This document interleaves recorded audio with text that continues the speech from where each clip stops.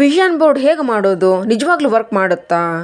ನಿಮ್ಮ ಮನೆಯ ಗೋಡೆ ಅಲ್ಲಿ ನೋಡ್ತೀರಾ, ಇಲ್ಲಿ ನೋಡ್ತೀರಾ, ಆ ಕಡೆ ಈ ಕಡೆ, ನಿಮ್ಮ ಮುಂದೆ ನೋಡ್ರಿ, ಎಲ್ಲಿ ನೋಡಿದ್ರೂ ಗೋಡೆಗಳೇ. ಈ ಸರಳವಾಗಿರೋ ಸಿಂಪಲ್ ಆಗಿರೋ ಗೋಡೆಗಳು ನಿಮ್ಮ ಸಂಪೂರ್ಣ ಜೀವನವನ್ನೇ ಬದಲು ಮಾಡೋಕ್ಕೆ ಸಾಧ್ಯನಾ?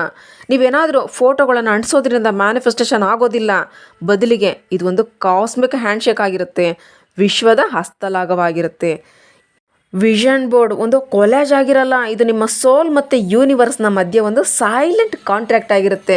ಯಾವಾಗ ಈ ಕಾಂಟ್ರಾಕ್ಟು ಸರಿಯಾದ ಫ್ರೀಕ್ವೆನ್ಸಿಯಲ್ಲಿ, ಅಂದರೆ ಈ ಒಪ್ಪಂದವನ್ನು ಸರಿಯಾದ ಆವರ್ತನದಲ್ಲಿ ಮಾಡಲಾಗಿರುತ್ತೆ, ಇದರಿಂದ ಜಗತ್ತು ನಿಮಗಾಗಿನೇ ಫೋಲ್ಡ್ ಆಗೋಗ್ಬಿಡುತ್ತೆ, ನಿಮ್ಮ ಅಕಾರ್ಡಿಂಗ್ ನಡೆಯೋಕ್ಕೆ ಶುರುವಾಗುತ್ತೆ.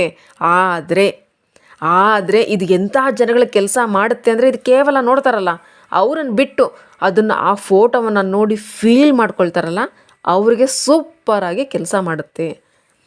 ಅವರು ಕೇವಲ ನೋಡೋದಿಲ್ಲ, ನೋಡಿ ಅನುಭವ ಮಾಡ್ತಾರೆ. ಈ ವಿಡಿಯೋದಲ್ಲಿ ನೀವೊಂದು ಮರೆತು ಹೋಗಿರೋ ಸೃಷ್ಟಿಯ ಕೋಡ್ ಬಗ್ಗೆ ತಿಳ್ಕೊಳ್ತೀರಾ, ವಿಷನ್ ಬೋರ್ಡ್ನ ಬಗ್ಗೆ. ಯಾಕಂದರೆ ತುಂಬ ಜನಗಳಿಗೆ ವಿಷನ್ ಬೋರ್ಡ್ ಮಾಡೋಕ್ಕೇನೋ ಬರುತ್ತೆ, ಆದರೆ ಅದನ್ನು ಫಾಲೋ ಮಾಡೋಕ್ಕೆ ಬರಲ್ಲ, ಅದನ್ನು ಅನುಭವಿಸೋಕೆ ಬರಲ್ಲ. ಮತ್ತು ಯಾವುದೇ ವಸ್ತುವಿನ ಜೊತೆ ಯಾವುದೇ ಫೀಲಿಂಗ್ಸ್ ಇಲ್ಲ ಅಂದಾಗ ನಿಮ್ಮ ಎಮೋಷನ್ ಅಟ್ಯಾಚ್ ಆಗೋದಿಲ್ಲ. ಈ ವಿಡಿಯೋದಲ್ಲಿ ಪೇಯ್ನ್ ಪ್ಲಸ್ ಕ್ಯೂರಿಯಾಸಿಟಿ ಲೂಪ್, ನೋವು ನಿಮ್ಮನ್ನು ಕುತೂಹಲಕ್ಕೆ ತಳ್ಳುತ್ತೆ, ಕುತೂಹಲ ಮತ್ತು ಅದೇ ನೋವಿನಲ್ಲೇ ಅಂಟಿಸ್ಕೊಳ್ಳುತ್ತೆ. ಇದನ್ನು ಸರಿ ಮಾಡ್ಕೊಳ್ಳೋವರೆಗೂ ಮ್ಯಾನಿಫೆಸ್ಟೇಷನ್ ಆಗೋದಿಲ್ಲ ಕಣ್ರಿ. ವಿಷನ್ ಬೋರ್ಡ್ ಹೇಗೆ ಮಾಡೋದು ಅನ್ನೋದ್ರ ಬಗ್ಗೆ ತಿಳ್ಕೊಳ್ಳೋಣ. ನಿಮ್ಮ ಡ್ರೀಮ್ಸನ್ನು ರಿಯಾಲಿಟಿಗೆ ಈ ವಿಷನ್ ಬೋರ್ಡ್ನಿಂದ ಹೇಗೆ ತಂದ್ಕೋಬಹುದು, ನೀವು ಈ ವಿಡಿಯೋವನ್ನು ಸ್ಕಿಪ್ ಮಾಡ್ದಲೇ ನೋಡ್ರಿ. ನಿಮ್ಮ ಮ್ಯಾನಿಫೆಸ್ಟೇಷನ್ ಜರ್ನಿ ಸುಲಭ ಆಗೋದಕ್ಕೆ ನಮ್ಮ ಪ್ರಯತ್ನ ಯಾವಾಗಲೂ ಸೈನ್ಸ್ ಸ್ಪಿರಿಚುಯಾಲಿಟಿ ಮೂಲಕ ನಿಮಗೆ ತಿಳಿಸೋದಾಗಿರುತ್ತೆ. ಡೀಟೇಲಾಗಿ ಸೈನ್ಸ್, ಸ್ಪಿರಿಚುಯಾಲಿಟಿ, ಫಿಲಾಸಫಿ, ಸೈಕಾಲಜಿ ಎಲ್ಲದ್ರ ಜೊತೆ ತಿಳ್ಕೊಳ್ತೀರಾ. ಪ್ರತಿ ವರ್ಷ ಜನಗಳು ಹೊಸ ವಿಷನ್ ಬೋರ್ಡ್ ಮಾಡ್ತಾರೆ, ಹೊಸ ಗೋಲ್ಸ್ಗಳನ್ನು ಅಂಟಿಸ್ತಾರೆ. ನಂತರ 12 ತಿಂಗಳಾದಮೇಲೆ ಆ ವಿಷನ್ ಬೋರ್ಡು ಧೂಳಿಡಿಯುತ್ತೆ. ತುಂಬ ಜನಗಳಿಗೆ ಆಂಗ್ಸೈಟಿ ಆಗ್ತಾ ಇರುತ್ತೆ ಈ ವಿಷನ್ ಬೋರ್ಡ್ನಿಂದ. ಯಾಕಂದರೆ ಅವರ ಕನಸುಗಳು ಚಿತ್ರವನ್ನೇನೋ ಅಂಟಿಸಿರ್ತಾರೆ, ಆದರೆ ಅದನ್ನು ವೈಬ್ರೇಟ್ ಮಾಡ್ತಾ ಇರಲ್ಲ. ಮೈಂಡ್ ಎಂಥ ವಿಷಯ ಅಂದರೆ ನಿಮ್ಮ ಹೃದಯನೇ ಬೇರೆ ಹೇಳ್ತಾ ಇರುತ್ತೆ, ನಿಮ್ಮ ಮೈಂಡೇ ಬೇರೆ ಕೇಳ್ತಾ ಇರುತ್ತೆ. ಈ ವಿಷಯವನ್ನು ಅರ್ಥ ಮಾಡ್ಕೊಳ್ರಿ. ಯೂನಿವರ್ಸ್ ಏನು ಮಾಡುತ್ತೆ ಆಗ? ಕನ್ಫ್ಯೂಸ್ ಆಗಿರೋ ಸಿಗ್ನಲನ್ನು ಯಾವಾಗಲೂ ಇಗ್ನೋರ್ ಮಾಡುತ್ತೆ. ಎಲ್ಲಿವರೆಗೂ ಅಲೈನ್ಮೆಂಟ್ ಆಗಲ್ವೋ ಅಲ್ಲಿವರೆಗೂ, ಅಂದರೆ ಹಾರ್ಟ್ ಮತ್ತು ಮೈಂಡ್, ಮನಸ್ಸು ಮತ್ತು ಹೃದಯದ ನಡುವೆ ಸುಸಂಬದ್ಧತೆ ಇಲ್ದಿದ್ರೆ ಏನೊಂದು ಆಗೋದಿಲ್ಲ. ನೀವು ಅದನ್ನು ನಿರ್ಮಿಸೋವರೆಗೂ ಏನೊಂದು ಆಗೋದಿಲ್ಲ. ನೀವು ಮೇಲಾಧಾರವನ್ನು ರಚಿಸಿದ್ದೀರಾ, ಆದರೆ ಅದು ಬಿದ್ದೋಗ್ತಿದೆ. ನೀವು ಕುಸಿತವನ್ನು ಸೃಷ್ಟಿ ಮಾಡ್ತಿದ್ದೀರಾ, ಆದರೆ ವಾಸ್ತವದ ಕುಸಿತವನ್ನು ಸಕ್ರಿಯಗೊಳಿಸ್ತಾ ಇಲ್ಲ. ನೀವು ಚಿತ್ರಗಳನ್ನೇನೋ ಅಂಟಿಸಿದ್ರಿ, ಆದರೆ ನಿಮ್ಮ ಫ್ರೀಕ್ವೆನ್ಸಿಯನ್ನು ಅಂಟಿಸೋಕ್ಕಾಗ್ತಿಲ್ಲ. ಈಗ ನೀವು ತಿಳ್ಕೊಳ್ಳೋ ವಿಧಾನದಿಂದ ಮಾಡಿದ್ರೆ ವಿಷನ್ ಬೋರ್ಡ್ ಕೇವಲ ಬೋರ್ಡ್ ಆಗಿರಲ್ಲ, ನಿಮ್ಮ ಸಂಪೂರ್ಣ ದ್ವಾರ, ಪೋರ್ಟಲ್ ಆಗೋಗ್ಬಿಡುತ್ತೆ. ನಿಮ್ಮ ಕನಸಿನ ಪೋರ್ಟಲ್ ಆಗೋಗುತ್ತೆ. ನಿಜವಾಗ್ಲೂ ನಡೆದಿರೋ ಸಕ್ಸಸ್ ಸ್ಟೋರಿ. ಅವರ ಹೆಸರು ಜಮುನಾ. ಅವರು ತುಂಬ ಮಹತ್ವಾಕಾಂಕ್ಷೆ ಉಳ್ಳವರಾಗಿದ್ದರು, ಅವರು ಪ್ರತಿಭಾನ್ವಿತನೂ ಆಗಿದ್ದರು. ಆದರೆ ಒಂದು ಹಂತದಲ್ಲಿ ಸ್ಟಕ್ ಆಗೋಗಿದ್ರು. ಅವರು ಒಂದು ವಿಷನ್ ಬೋರ್ಡ್ ಮಾಡಿದ್ರು, ದುಬೈನಲ್ಲಿ ಜಾಬ್ ಮಾಡೋದ್ರ ಬಗ್ಗೆ, ಹೆಲ್ದಿ ಬಾಡಿ, ಲವ್ವಿಂಗ್ ಪಾರ್ಟ್ನರ್ ಬಗ್ಗೆ, ಲಕ್ಸುರಿ ಅಪಾರ್ಟ್ಮೆಂಟ್ ಎಲ್ಲನೂ ಅಂಟಿಸಿದ್ರು. ಆದರೆ 6 ತಿಂಗಳವರೆಗೂ ಏನೊಂದು ಆಗಲೇ ಇಲ್ಲ. ಅವರು ಆ ಬೋರ್ಡ್ ನೋಡಿದಾಗೆಲ್ಲ ಎಕ್ಸೈಟ್ಮೆಂಟ್ ಆಗ್ತಾ ಇರಲಿಲ್ಲ, ಹ್ಯಾಪಿ ಆಗ್ತಾ ಇರಲಿಲ್ಲ, ಇನ್ಸೆಕ್ಯೂರ್ ಆಗ್ತಾಯಿದ್ರು. ಆಗ ಆ ಬೋರ್ಡ್ ತೆಗೆದು ಹೊಸ ಬೋರ್ಡ್ನ ರೆಡಿ ಮಾಡಿಕೊಂಡ್ರು. ಅದರಲ್ಲಿ ಎಂಥ ಚಿತ್ರಗಳನ್ನು ಹಾಕಿದ್ರು ಅಂದರೆ, ಪ್ರಸ್ತುತ ಕಂಪನಗಳನ್ನು ಹೆಚ್ಚಿಸೋ ಫೋಟೋಗಳನ್ನು ಮಾತ್ರ ಹಾಕಿದ್ರು. ಅವರ ಪ್ರವಾಹವು ಕಂಪನಗಳನ್ನು ನಿಗ್ರಹಿಸಿತು. 21 ದಿನಗಳ ನಂತರ ಆಶ್ಚರ್ಯಕರ ರೀತಿಯಲ್ಲಿ ದುಬೈನಲ್ಲಿ ಜಾಬ್ನ ಪಡ್ಕೊಂಡ್ರು. ಹಾಗಂತ ಇದು ಇನ್ಸಿಡೆಂಟ್ ಆಗಿಲ್ಲ, ಕೇವಲ ಅಲೈನ್ಮೆಂಟ್. ಇದನ್ನ ಇನ್ನೂ ಸ್ವಲ್ಪ ಸೈನ್ಸ್ ಮತ್ತು ಸ್ಪಿರಿಚುಯಾಲಿಟಿಯಿಂದ ತಿಳ್ಕೊಳ್ಳೋಣ. ವಿಷನ್ ಬೋರ್ಡ್ ಒಂದು ಸೈಕಾಲಜಿಕಲ್ ಅಲ್ಲ, ಇದೊಂದು ನ್ಯೂರಾಲಜಿಕಲ್ ಪ್ಯಾಟ್ರನ್ ಆಗಿರುತ್ತೆ. Completely quantum, completely spiritual.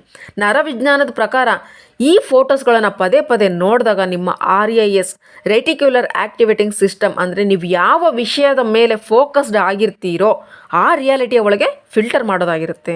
ನಿಮಗೇನಾದರೂ ಈ ವಿಷನ್ ಬೋರ್ಡ್ ಪ್ರೆಷರ್ ಕೊಡ್ತಾ ಇದ್ದರೆ ಈ ರೆಟಿಕ್ಯುಲರ್ ಆಕ್ಟಿವೇಟಿಂಗ್ ಸಿಸ್ಟಮು ಬ್ಲಾಕ್ ಆಗೋಗುತ್ತೆ. ನೀವು ಆತಂಕ ಪಟ್ಟಾಗ ನಿಮ್ಮ ಮ್ಯಾನಿಫೆಸ್ಟೇಷನ್ ಸ್ಟಕ್ ಆಗಿಬಿಡುತ್ತೆ. ಆದರೆ ವಿಷನ್ ಬೋರ್ಡು ನಿಮಗೆ ಪೀಸ್ ಕೊಡ್ತಾ ಇದ್ದರೆ, ಎಕ್ಸೈಟ್ಮೆಂಟ್ ಕೊಡ್ತಾ ಇದ್ದರೆ, ಹ್ಯಾಪಿ ಕೊಡ್ತಾ ಇದ್ದರೆ, ನಿಮ್ಮ ಆಪರ್ಚುನಿಟೀಸ್ ಮ್ಯಾಗ್ನೆಟ್ ಥರ ಅಟ್ರಾಕ್ಟ್ ಆಗ್ತಾ ಇರುತ್ತೆ ಅಂತ ತಿಳ್ಕೊಂಡ್ಬಿಡ್ರಿ. ನೀವೇನಾದರೂ ಬೆಳಗ್ಗೆ ವಿಷನ್ ಬೋರ್ಡ್ನ ನೋಡಿದ್ರೆ ನಿಮ್ಮ ಬ್ರೈನು ಥೀಟಾ ಮತ್ತು ಆಲ್ಫಾ ಸ್ಟೇಟ್ನಲ್ಲಿ ಇರೋದ್ರಿಂದ ಪ್ರೋಗ್ರಾಮಿಂಗ್ ಚೆನ್ನಾಗಿ ಆಗ್ತಾ ಇರುತ್ತೆ. ನಿಮ್ಮ ಬೆಡ್ರೂಮ್ ಒಳಗೆ ಹಾಕ್ಕೊಳ್ರಿ, ನೀವು ಯಾವಾಗಲೂ ನೋಡೋವಂಥ ಪ್ಲೇಸ್ಗಳಲ್ಲಿ ಹಾಕ್ಕೊಳ್ರಿ. ಸಬ್ಕಾನ್ಷಿಯಸ್ ಮೈಂಡು ಎಲ್ಲದಕ್ಕಿಂತ ಜಾಸ್ತಿ ರಾತ್ರಿ ಆ್ಯಕ್ಟಿವ್ ಆಗಿರುತ್ತೆ. ಸಬ್ಕಾನ್ಷಿಯಸ್ ಲಾಸ್ಟ್ ಕೊನೆಯ ಚಿತ್ರವನ್ನು ಕಮಾಂಡ್ ಥರ ಟ್ರೀಟ್ ಮಾಡುತ್ತೆ. ಮತ್ತು ನೀವು ರಾತ್ರಿ ಹೊತ್ತು ಏನು ನೋಡ್ತೀರಾ, ಏನು ಇಮ್ಯಾಜಿನ್ ಮಾಡ್ಕೊಳ್ತೀರಾ ಅಂತ ನಿಮಗೆ ಗೊತ್ತು. ಅದೇ ಪ್ರಾಬ್ಲಮ್ಸ್, ಅದೇ ಜಗಳ, ಅದೇ ಕೊರತೆ. ಹೌದು ತಾನೆ? ಇಟ್ಸ್ ಓಕೆ, ಈಗ ಚೇಂಜ್ ಮಾಡ್ಕೊಳ್ಳೋ ಸಮಯ ಬಂದಿದೆ. Just do it. Quantum physics observer effect. ಇದರಲ್ಲಿ ಏನಾಗುತ್ತೆ ಅಂದರೆ, ಅಬ್ಸರ್ವರ್ ಯಾವ ರಿಯಾಲಿಟಿಯನ್ನು ಎಮೋಷನಲಿ ಅಬ್ಸರ್ವ್ ಮಾಡ್ತಿರಲ್ಲ, ಅದೇ ಕೊಲ್ಯಾಪ್ಸ್ ಆಗೋಗುತ್ತೆ. ಅಂದರೆ ನೀವು ಭಾವನಾತ್ಮಕವಾಗಿ ಗಮನಿಸುವ ವಾಸ್ತವವೇ ಬಿದ್ದೋಗುತ್ತೆ. ನೀವು ಏನೇ ಗಮನಿಸಿದ್ರೂ ಅದು ಕುಸಿದೋಗುತ್ತೆ. ಅಂದರೆ ಚಿತ್ರ ಭಾವನೆ ಎರಡು ಕಣದೊಳಗೆ ಕುಸಿಯುವ ಅಲೆಗಳಿಗೆ ಸಮಾನ. ನಿಮ್ಮ ಪಿಕ್ಚರ್ ಜೊತೆಗೆ ಭಾವನೆಗಳು ಸೇರಿದ್ರೆ ಆಗೋಯ್ತು, ನಿಮ್ಮ ಅಲೆಗಳು ಬಿದ್ದೋಗುತ್ತೆ ಕಣದ ಒಳಗೆ. ಅದು ನಿಮ್ಮ ಮ್ಯಾನಿಫೆಸ್ಟೇಷನ್ ಆಗೋಗ್ಬಿಡುತ್ತೆ. ಆದರೆ ನಿಮ್ಮ ಎಮೋಷನ್ ಏನಾದರೂ ಭಯದ್ದಾಗಿದ್ದರೆ, ನೀವು ಕಂಪ್ಯಾರಿಸನ್ ಮಾಡೋದಾಗಿದ್ದರೆ, ನೀವು ಅನುಮಾನ ಪಡ್ತಿರಲ್ಲ ಅದಾಗಿದ್ದರೆ, ಆಗ ನಿಮ್ಮ ರಿಯಾಲಿಟಿ ಬಿದ್ದೋಗಲ್ಲ. ನಿಮ್ಮ ಎಮೋಷನ್ಸು ಗ್ರ್ಯಾಟಿಟ್ಯೂಡ್ದಾಗಿದ್ದರೆ, ಎಕ್ಸೈಟ್ಮೆಂಟಿಂದಾಗಿದ್ದರೆ, ನಿಮ್ಮ ಟೈಮ್ಲೈನ್ ಶಿಫ್ಟ್ ಆಗೋಗ್ಬಿಡುತ್ತೆ. Complete timeline. ಸ್ಪಿರಿಚುಯಾಲಿಟಿ ಅಂದರೆ ತಿಳ್ಕೊಳ್ಬೇಕು ಭಗವದ್ಗೀತೆ ಮತ್ತು ಶಿವತತ್ವ. ಭಗವದ್ಗೀತೆ ಹೇಳುತ್ತೆ ಯೋಗ ಕರ್ಮಾಸು ಕೌಶಲಂ, ಇದರರ್ಥ ಅಲೈನ್ಮೆಂಟ್, ಎಫರ್ಟ್ಲೆಸ್ ಮ್ಯಾನಿಫೆಸ್ಟೇಷನ್. ಶಿವತತ್ವ ಹೇಳುತ್ತೆ ಸಂಕಲ್ಪದಿಂದ ಶಕ್ತಿ ಜಾಗೃತಿ ಆಗುತ್ತೆ ಅಂತ. ಬಟ್ ಫೈನಲಿ ನಿಮ್ಮ ಸಂಕಲ್ಪ ಭಯ ಇಲ್ದಿದ್ದಾಗ ಶಕ್ತಿ ಜಾಗೃತಿ ಆಗುತ್ತೆ. ವಿಷನ್ ಬೋರ್ಡ್ನ ಅರ್ಥ ಏನಂದರೆ ಸಂಕಲ್ಪದ ದರ್ಪಣ. ನೀವೇನು ವಿಷನ್ ನೋಡ್ತಾ ಇದ್ದೀರೋ ಅದು ಒಂದು ಕನ್ನಡಿ ಇದ್ದ ಹಾಗೆ. ಟೆಸ್ಲಾ ಫ್ರೀಕ್ವೆನ್ಸಿ ಲಾಜಿಕ್ ಏನು ಹೇಳುತ್ತೆ ಅಂದರೆ ಎವ್ರಿಥಿಂಗ್ ಈಸ್ ಫ್ರೀಕ್ವೆನ್ಸಿ. ನಿಮ್ಮ ಬೋರ್ಡ್ ನಿಮ್ಮ ಬ್ರಾಡ್ಕಾಸ್ಟ್ ಟವರ್ ಆಗಿದೆ. ಇಟ್ ಮೀನ್ಸ್ ಇದು ಒಂದು ಥರನಾದ ಫ್ರೀಕ್ವೆನ್ಸಿ ಅಲೆಗಳಾಗಿರುತ್ತೆ. ಯೂನಿವರ್ಸ್ನ ಅರ್ಥ ರಿಸೀವರ್. ಯಾವತ್ತಿನ ದಿನ ನಿಮ್ಮ ಎಮೋಷನ್ಸು ನಿಮಗೆ ಮ್ಯಾಚ್ ಆಗುತ್ತೋ ನಿಮ್ಮ ಡೆಸ್ಟಿನಿ ಶಿಫ್ಟ್ ಆಗೋಗ್ಬಿಡುತ್ತೆ. ಈಗ ಇದನ್ನು ಪ್ರಾಕ್ಟಿಕಲ್ ಆಗಿ ಮಾಡೋದು ಹೇಗೆ ಅನ್ನೋದ್ರ ಬಗ್ಗೆ ತಿಳ್ಕೊಳ್ಳೋಣ. ಒಬ್ಬೊಬ್ಬರಿಗೂ ಬೇರೆ ಬೇರೆ ವಿಧಾನಗಳು ಹೊಂದಿಕೆ ಆಗುತ್ತೆ. ಮೊದಲನೇದು ಚೂಸ್ ಲೆಸ್ ಚೂಸ್ ಡೀಪ್. ಅಂದರೆ ಮ್ಯಾಕ್ಸಿಮಮ್ 10ರಿಂದ 12 ಪಿಕ್ಚರ್ಗಳನ್ನು ಸೆಲೆಕ್ಟ್ ಮಾಡ್ಕೊಳ್ರಿ. ಪ್ರತಿಯೊಂದು ಒಂದೊಂದು ಚಿತ್ರಗಳನ್ನು ನೋಡಿದಾಗಲೂ ನಿಮ್ಮ ಮನಸ್ಸಿನಲ್ಲಿ ಆ ಬಿಸಿ ಏರಬೇಕು, ಒಂದು ರೀತಿ ಹುಮ್ಮಸ್ಸು ಖುಷಿ ಆಗಿಬಿಡ್ಬೇಕು. ಅದನ್ನು ಬಿಟ್ಟು ಆ ಪಿಕ್ಚರ್ನಿಂದ ನಿಮಗೆ ಆ್ಯಂಗ್ಸೈಟಿ ಆಗ್ತಾಯಿದ್ರೆ, ಇರಿಸು ಮುರುಸು ಆಗ್ತಾಯಿದ್ರೆ ಕಿತ್ತಾಕ್ಬಿಡ್ರಿ. ಎರಡನೇ ಸ್ಟೆಪ್ಪು, ವಿಷನ್ ಬೋರ್ಡ್ ಮಾಡೋ ಟೈಮ್ನಲ್ಲಿ ಬ್ರೆತ್ ರಿಚುವಲ್ನ ಮಾಡಿರಿ. ಪ್ರತಿ ಚಿತ್ರಗಳನ್ನು ಅಂಟಿಸೋಕ್ಕೂ ಮೊದಲು ಆಳವಾದ ಉಸಿರನ್ನು ತಗೊಳ್ರಿ. ನಿಧಾನವಾಗಿ ತಡೆ ಇಲ್ಲದೆ ಉಸಿರನ್ನು ಬಿಡ್ರಿ. ಇದನ್ನು ಬರೀ 5 ನಿಮಿಷ ಮಾಡಿರಿ. ಉಸಿರಾಟ ಮಾಡ್ತಾ ಮಾಡ್ತಾ ಇಮ್ಯಾಜಿನ್ ಮಾಡ್ಕೊಳ್ರಿ ಇದು ಆಲ್ರೆಡಿ ಆಗೋಗ್ಬಿಟ್ಟಿದೆ. ಚಿತ್ರಗಳನ್ನೆಲ್ಲ ಅಂಟಿಸಿದ ಮೇಲೆ 3ನೇ ಸ್ಟೆಪ್ಪು, 3 ಕ್ಯಾಟಗರಿ ಮಾತ್ರ ತಗೊಳ್ರಿ. Health, wealth, relationship. ಅಷ್ಟೇ. ಆರೋಗ್ಯ, ಸಂಪತ್ತು, ಸಂಬಂಧಗಳು ಸಾಕು. ನೀವೇನಾದರೂ ಹೆಚ್ಚಿಗೆ ಟ್ರಾಫಿಕ್ ಮಾಡಿಕೊಂಡ್ರೆ, ಕ್ರೌಡ್ ಮಾಡಿಕೊಂಡ್ರೆ ಅದು ಸಿಮ್ಯುಲೇಷನ್ ಮತ್ತು ಅತಿಯಾಗಿ ಉದ್ದೀಪನಕ್ಕೆ ಸಮ ಆಗಿಬಿಡುತ್ತೆ. ಅತಿಯಾದ ಪ್ರಚೋದನೆಯು ಮ್ಯಾನಿಫೆಸ್ಟೇಷನನ್ನು ಬ್ಲಾಕ್ ಮಾಡಿಬಿಡುತ್ತೆ. 4ನೇದು ಡೈಲಿ ಆ್ಯಕ್ಟಿವೇಶನ್ ರಿಚುವಲ್. ಬೆಳಗ್ಗೆ 30 ಸೆಕೆಂಡ್ನ ಗ್ರ್ಯಾಟಿಟ್ಯೂಡ್, ಮಧ್ಯಾಹ್ನದ 30 ಸೆಕೆಂಡು ಡೇ ಡ್ರೀಮಿಂಗ್, ರಾತ್ರಿಯ 30 ಸೆಕೆಂಡು ಸರೆಂಡರ್. ಅಷ್ಟೇ. ಇದು ನಿಮಗೆ 369 ಲೂಪ್ ಮೂಡ್ನ ಆ್ಯಕ್ಟಿವೇಟ್ ಮಾಡುತ್ತೆ. 5ನೇದು ಮುಖ್ಯವಾಗಿ ಈ 3 ವಿಷಯಗಳನ್ನು ಅವಾಯ್ಡ್ ಮಾಡಬೇಕು. ಮೊದಲನೇದು ಕಂಪ್ಯಾರಿಸನ್. ಅವ್ರಿಗೆ ಎಷ್ಟು ಬೇಗ ಆಯಿತು, ನನಗಾಗಿಲ್ಲ. ಅವ್ರು ಇದನ್ನು ತೊಗೊಂಡು ಬೇಗ ಮ್ಯಾನಿಫೆಸ್ಟೇಷನ್ ಮಾಡಿಕೊಂಡ್ರು, ನಾನು ಇದನ್ನೇ ತೊಗೊಂಡು ಬೇಗ ಮ್ಯಾನಿಫೆಸ್ಟೇಷನ್ ಮಾಡ್ಕೊಳ್ತೀನಿ, ಬೇಡ. 2ನೇದು ಇಂಪೇಷನ್ಸು, ತಾಳ್ಮೆ ಇಟ್ಕೊಳ್ದಲ್ಲೇ ಇರೋದು, ಈಗಲೇ ಆಗಿಬಿಡ್ಬೇಕು ಅನ್ನೋಂಥದ್ದು. 3ನೇದು ಕಂಟ್ರೋಲು, ಈ ಕ್ಷಣಕ್ಕೆ ಆಗಬೇಕು, ಈ ಡೇಟಿಗೆ ಆಗಬೇಕು, ಈ ಟೈಮಿಗೆ ಆಗಬೇಕು, ಬೇಡ. ಈ 3 ವಿಷಯಗಳು ನಿಮ್ಮ ಎನರ್ಜಿಯನ್ನು ಲೀಕ್ ಮಾಡ್ತಾ ಇರುತ್ತೆ. 6ನೇ ಸ್ಟೆಪ್ಪು ವೀಕ್ಲಿ ರೀಸೆಟ್. ಪ್ರತಿ ಭಾನುವಾರ ಇಲ್ಲ ನೀವು ಫ್ರೀ ಆಗಿರೋ ದಿನ ವಿಷನ್ ಬೋರ್ಡ್ ಮುಂದೆ 2 ನಿಮಿಷದವರೆಗೂ ಫೀಲ್ ಮಾಡ್ಕೊಳ್ರಿ. ನಿಮಗೇನಾದರೂ ಯಾವುದಾದ್ರೂ ಚಿತ್ರ ಡೆಡ್ ಅನ್ನಿಸ್ತಾ ಇದ್ದರೆ ಅದನ್ನು ರೀಪ್ಲೇಸ್ ಮಾಡಿಬಿಡ್ರಿ. ನೀವು ಕಾರ್ನ ಚಿತ್ರ ಅಂಟಿಸಿರ್ತೀರ, ಶೋರೂಮ್ಗೆ ಹೋಗ್ರಿ, ಟೆಸ್ಟ್ ಡ್ರೈವಿಂಗ್ ಮಾಡಿರಿ, ಎಕ್ಸ್ಪೀರಿಯೆನ್ಸ್ ಮಾಡ್ಕೊಳ್ರಿ. ಆಗ ನಿಮ್ಮ ಮ್ಯಾನಿಫೆಸ್ಟೇಷನ್ ಇನ್ನೂ ಬೇಗ ಆಗುತ್ತೆ. ನಿಮಗೆ ನಿಮ್ಮ ಎನರ್ಜಿಯನ್ನು ಫ್ರೆಶ್ ಆಗಿ ಇಟ್ಕೊಂಡಿರ್ಬೇಕಾಗುತ್ತೆ. ಇನ್ನೊಂದು ಇಂಪಾರ್ಟೆಂಟ್ ಏನಪ್ಪ ಅಂದರೆ, ಯಾರು ಇದನ್ನು ಹೇಳಲ್ಲ, ನಿಮ್ಮ ವಿಷನ್ ಬೋರ್ಡ್ ನಿಮ್ಮ ಡಿಸೈರ್ ಮಾತ್ರ ಆಗಿರಲ್ಲ, ನಿಮ್ಮ ವೈಬ್ರೇಷನ್ ಕೂಡ ಆಗಿರುತ್ತೆ.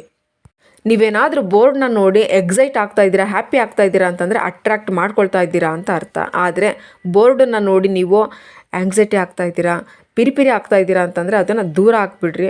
ನೀವು ಇದನ್ನು ಮುಖ್ಯವಾಗಿ ತಿಳ್ಕೊಳ್ಬೇಕು. ನೀವು ಪಿಕ್ಚರ್ಸನ್ನು ಮ್ಯಾನಿಫೆಸ್ಟ್ ಮಾಡ್ಕೊಳ್ತಾ ಇರಲ್ಲ, ನೀವು ನಿಮ್ಮನ್ನೇ ಮ್ಯಾನಿಫೆಸ್ಟ್ ಮಾಡ್ಕೊಳ್ತಾ ಇರ್ತೀರಾ. ನೀವು ಇದನ್ನು ನಿಮಗೆ ಕೇಳ್ಕೊಳ್ರಿ, ಈ ವಿಷನ್ ಬೋರ್ಡ್ ಏನಿದೆ ನಿಮ್ಮನ್ನು ಹೇಳ್ಕೊಳ್ತಾ ಇದೆಯಾ, ಇಲ್ಲ ನೀವು ಅದನ್ನು ಚೇಸ್ ಮಾಡ್ತಾ ಇದ್ದೀರಾ. ನೀವು ಕೇಳ್ಕೊಳ್ರಿ, ನಾನು ವಿಷನ್ ಬೋರ್ಡ್ನ ಓನರಾ ಅಥವಾ ನಾನು ವಿಷನ್ ಬೋರ್ಡ್ನ ಕೈದಿನ ಅಂತ. ಇವತ್ತು ಆನ್ಸರ್ ಬದಲಾಯಿಸೋ ಸಮಯ ಬಂದಿದೆ. ಕಮೆಂಟ್ ಮಾಡಿರಿ ನಿಮ್ಮ ಉತ್ತರ ಏನು ಅಂತ. ಇನ್ನೂ ಒಂದು ಫ್ರೀಕ್ವೆನ್ಸಿಯನ್ನು ಶಿಫ್ಟ್ ಮಾಡ್ಕೊಳ್ಳೋದಕ್ಕೆ ನೀವೇನಾದರೂ ವಿಷನ್ ಬೋರ್ಡ್ ಮಾಡೋಕ್ಕೆ ರೆಡಿ ಆಗಿದ್ದರೆ ಎಲ್ಲದಕ್ಕಿಂತ ಮೊದಲು ನಿಮ್ಮ ಮೈಂಡ್ ಸೆಟ್ಟನ್ನು ರೀಪ್ರೋಗ್ರಾಮ್ ಮಾಡ್ಕೊಳ್ರಿ. ಮೈಂಡ್ ಮತ್ತು ಹೃದಯದ ಬ್ರಿಡ್ಜನ್ನು ಆ್ಯಕ್ಟಿವ್ ಮಾಡ್ಕೊಳ್ರಿ. ಇದಕ್ಕೋಸ್ಕರ ನೀವೇನು ಮಾಡಬೇಕು? Very simple. ನಿಮ್ಮ ಮೈಂಡಲ್ಲಿ ಇರೋ ಗಲೀಜನ್ನು ಹೊರ ತೆಗೆಯೋದು ಅಷ್ಟೇ. ಕಿತ್ತಾಕ್ಬಿಡ್ರಿ. ನಿಮ್ಮ ಜೀವನಕ್ಕೆ ನೀವೇ ಜವಾಬ್ದಾರರು. ಮುಂದಿನ 2026ನೇ ವರ್ಷ ಹೊಸ ಪ್ರಾರಂಭಕ್ಕೆ, ಹೊಸ ಜೀವನಕ್ಕೆ ತುಂಬ ವಿಶ್ವಾಸದಿಂದ ಹೆಜ್ಜೆ ಇಡೋಂಗೆ ಮಾಡಿಕೊಳ್ಳ್ರಿ. ಇನ್ನು ಕೇವಲ ಫೋಟೋಸ್ ಮಾತ್ರ ಅಂಟಿಸೋದಲ್ಲ, ನಿಮ್ಮ ಫ್ರೀಕ್ವೆನ್ಸಿಯನ್ನು ಸೇರಿಸಿ ಅಂಟಿಸ್ರಿ. ವಿಷನ್ ಬೋರ್ಡ್ ಬಗ್ಗೆ ನಿಮಗೆ ವಿಷಯ ಅರ್ಥ ಆಗಿದೆ ಅಂತ ಅಂದ್ಕೊಳ್ತೀನಿ. ಇನ್ನು ಹೊಸ ಜೀವನಕ್ಕೆ, ಹೊಸ ವರ್ಷಕ್ಕೆ, ಹೊಸ ಕನಸಿನ ಜೊತೆ ವಿಷನ್ ಬೋರ್ಡ್ ರೆಡಿ ಮಾಡ್ಕೊಳ್ತೀರಾ ಅಂತ ನಂಬಿದ್ದೀನಿ. ಕಮೆಂಟ್ ಮಾಡಿರಿ. Thank you. Think about it.